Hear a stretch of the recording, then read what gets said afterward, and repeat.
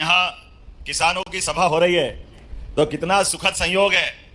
किसान इधर और किसान के बेटे आपकी सरकार में आपका साथ दे रहे हैं। यह आशीर्वाद भगवान बलराम का हमारे लिए सौभाग्य की बात है।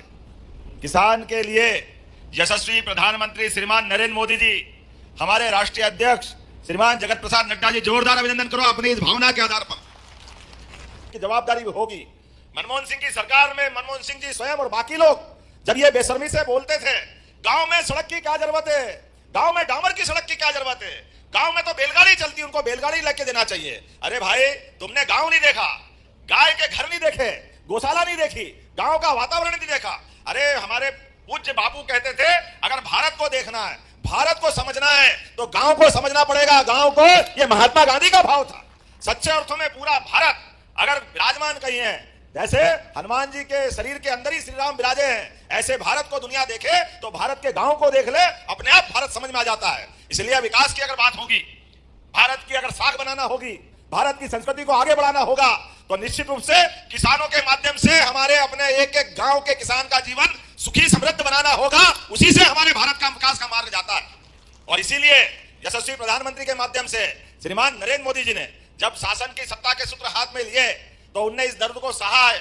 हमें इस बात की खुशी है, माननीय प्रधानमंत्री नरेंद्र मोदी जी अगर देश में राज कर रहे हैं तो उनने हर पल हर समय अपने दुख के दिन को भी याद करा है, अपने गरीबी के काल को याद किया है। इसलिए एक एक कष्ट उनको मालूम है कि गांव के अंदर गरीबी का क्या परिणाम आता है, और गरीब क्या गांव क्या शहर। इसलिए चार जाति की भी बात करते हैं तो किसान, गरीब, महिला, युवा। अब आप बताओ, अगर तीनों को, चारों को मिला दें, मैं तो एक बात जानता हूं, जैसे मंदिर के अंदर भगवान का भवन बहुत बड़ा हो सकता है, मंदिर के अंदर शिखर भी लगा हो सकता है, लेकिन मंदिर के अंदर प्रतिमा नहीं है तो मंदिर मंदिर नहीं, वो केवल एक बना हुआ भवन हो जाता है। ऐसे सच्चे अर्थों में वो भवन में बैठी हुई प्रतिमा, ये हमारे अन्नदाता किसानों की प्रतिमा होती है। इसका आनंद हम अपने आप में समझते हैं।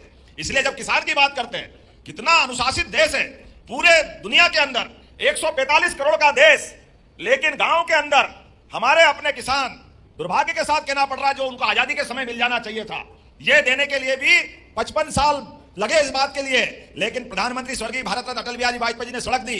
अब हमारे माननीय पूर्व मुख्यमंत्री मध्य प्रदेश साध्वी उमा भारती जी, बाबूलाल गौर जी, शिवराज सिंह चौहान जी, सबके साथ भाजपा की सरकार आई तो मध्य प्रदेश का नक्शा बदला। जोरदार अभिनंदन करो, ये हमारी सरकार है, ये भाजपा का दृष्टिकोण है।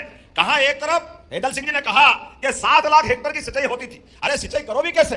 बिजली नहीं, बिजली का तार पकड़ के बताते थे करंट नहीं आ रहा है, लोग तार पकड़ लेते थे क्योंकि बिजली में करंट ही नहीं था, केवल तार लगे थे, सड़क का ठिकाना ही नहीं था, आ जाए कैसे? लेकिन ना सड़क ना बिजली, पानी का तो सवाल ही नहीं। मैं उज्जैन से आता हूं, बड़ा दुख होता है। 1977 में योजना बन गई थी नर्मदा विकास प्राधिकरण के माध्यम से, पूरे प्रदेश में किसानों की जिंदगी बदलने के साथ साथ नगरों में पीने का पानी दे सकते हैं, खेतों में पानी दे सकते हैं, उद्योग में जल दे सकते हैं। इसलिए नर्मदा जी के माध्यम से ये बड़ा प्रोजेक्ट बना था। लेकिन दुर्भाग्य के साथ कहना पड़ेगा, हम अपनी जब उज्जैन में बात करते थे, सिमस्त अच्छा करना है, नर्मदा जी का पानी दे दो, छिपरा जी में पानी नहीं रहता है, तो इसमें बड़ी बेशर्मी से विधानसभा के अंदर पूर्व मुख्यमंत्री शिवराज सिंह चौहान ने भी इस बात को कोट किया। जब हम नर्मदा छिपरा लिंक लाइन लाए थे तो इनने विधानसभा में दिग्विजय सिंह ने कहा था, असंभव, आ ही नहीं सकती है, नर्मदा जी नीची है, छिपरा जी ऊंची है, ये हो नहीं सकता है। अब कौन इनको बताए, अरे भाई नीची ऊंची गई, बिजली का बटन दबाओ, अपने आप हमारी जल की धारा आ जाती है, ये तुमको समझ नहीं है क्या? अब ये आज भी दिग्विजय सिंह भी है सामने, और वही मालवा है, वही निमाड़ है। इतनी छोटी बात समझ में नहीं आए क्योंकि इनको इससे मतलब ही नहीं, किसान की जिंदगी बदले कोई मतलब नहीं, लोगों खुशहाल हो कोई मतलब नहीं। अब कितना अच्छा लगता हमको जब यशस्वी प्रधानमंत्री ने कहा। तो किसान भाई, आप लोगों को बता दें कि मुख्यमंत्री डॉक्टर मोहन यादव जी ने आज किसान आभार सम्मेलन में कई बड़ी ऐलान किए हैं। कृपया करके हमारे चैनल को सब्सक्राइब करिए। चलिए सुनते हैं पूरा वीडियो। नदी खाली है, सूखा पड़ा हुआ है, अरे एक नहर जोड़ दो, अपने आप इसका पानी उसमें चला जाए, ये भी भरी रहे, वो भी भरी रहे, और नदी थोड़ी भरती हो तो जिंदगी भरती है, किसानों की जिंदगी बदलती, पूरा क्षेत्र बदल जाता। इसमें क्या बड़ी बात? 220 किलोमीटर की केवल एक नहर बनाना थी, केनाल बनाना थी। मध्य प्रदेश और उत्तर प्रदेश दोनों कहां से कहां पहुंच जाते, लेकिन ये कांग्रेस के लोगों ने कहा असंभव, नदी से नदी जोड़ो तो प्रकृति बिगड़ जाएगी। अरे वाह रे वाह भैया, तुम्हारी भारी प्रकृति है, तुम्हारी बुद्धि कहां गई? क्यों? नहीं, बिल्कुल नहीं हो सकता है, असंभव। जब हम करने गए तो उसमें अड़ंगे लगाए, हाई कोर्ट चले गए, सुप्रीम कोर्ट चले गए, फिर वो पर्यावरण के लिए एनजीटी चले गए, लगातार 20 साल बिगाड़ दिए। हमारी 2 पीढ़ी बिगड़ गई, 2 पीढ़ी। लेकिन मुझे इस बात की प्रसन्नता है, अपनी सरकार बनी, हमने सारे कोर्ट के फैसले भी जीते और 1 लाख करोड़ की केन बेता नदी का भूमि पूजन किया है पूरे किसानों के लिए। पूरा हमारा बुंदेलखंड, क्या पन्ना, क्या दमोह, क्या सागर, क्या हमारा यहीं से चालू होगा रायसेन, विदिशा, क्योंकि बेतवा यहां से निकल रही है 13 जिलों में। और केवल ये नहीं, चंबल से कौन कौन आया, हाथ खड़े करो चंबल से।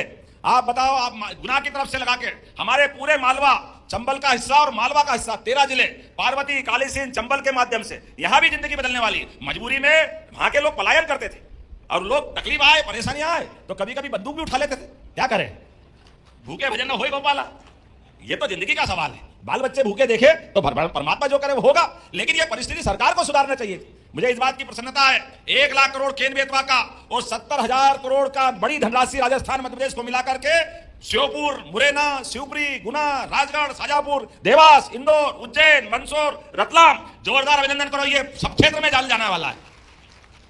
हमने पारस पत्थर नहीं देखा, लेकिन पारस पत्थर की कहानी सुनी है। पारस लोहे को छुए तो लोहा सोना हो जाता है। ये हो ही नहीं हो मालूम नहीं, लेकिन ये मेहनत कश किसानों को मालूम है। सूखे खेत में पानी मिल जाए तो फसल सोना हो जाती है, इस बात में कोई शंका नहीं।